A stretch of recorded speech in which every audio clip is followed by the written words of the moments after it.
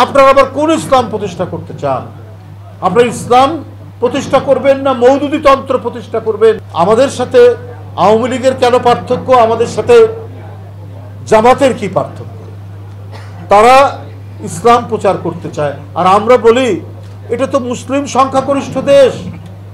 এখানে 1000 বছর আগে, 800 বছর আগে, 900 বছর আগে আমাদের সুফি সাধকরা এখানে ইসলাম প্রচার করেছেন। হযরত শাহজালাল শুয়ে আছেন সিলেটে, হযরত শাহ মখদুম শুয়ে আছেন রাজশাহীতে, হযরত শাহ সুলতান আছেন বগুড়ায়, খান জাহান আলী আছেন খুলনায়। সারা বাংলাদেশ এই সুফি সাধকরা একেশ্বরবাদের দিকে, তৌহিদের দিকে সেদিন ইসলামকে প্রতিষ্ঠিত করেছেন।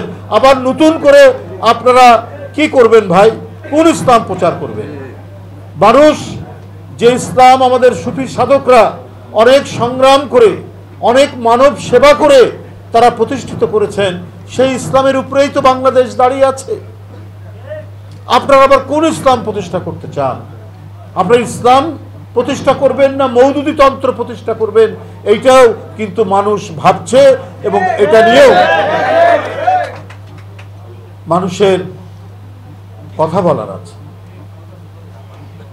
আমি আপনাদের কাছে বলতে চাই যে বাংলাদেশে কেউ কেউ মনে করছেন যে বিশ্ববিদ্যালয় এক ধরনের ফলাফল হয়েছে। আমরা গণতান্ত্রিক যে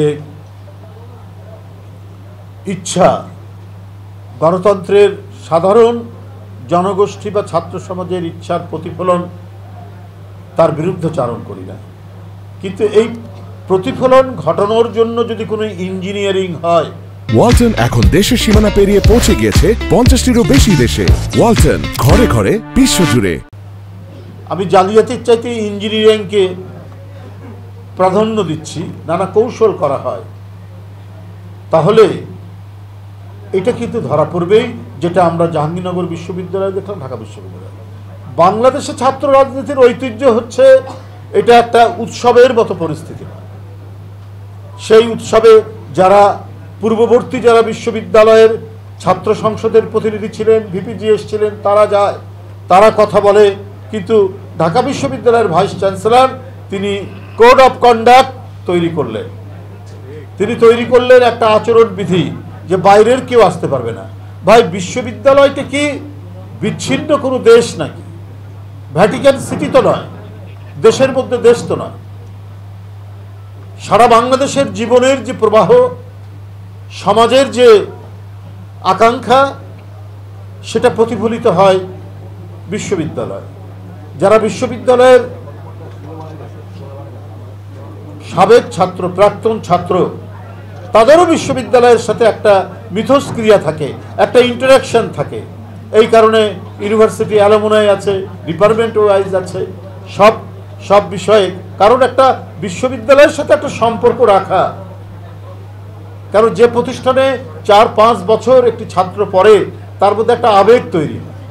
ঠিক তেমনিভাবে যারা ছাত্র রাজনীতি করেছে, ওই নির্বাচন আসলে তারাও গিয়ে বলে, তার সময়ের অভিজ্ঞতা বলে, সাধারণ ছাত্রদের বলে তার দলের পক্ষ থেকে। কিন্তু এই বিশ্ববিদ্যালয়ের ভাইস চ্যান্সেলর একটা উদ্দেশ্য সাধনের জন্য সরকারের কিছু মানুষের সাথে যোগসূত্র হয়ে তিনি হাত পা বেঁধে একটা একচেটিয়া নির্বাচন করার প্রচেষ্টা তিনি করেছেন, যাতে একচেটিয়া একটা ফলাফল তৈরি করা যায়।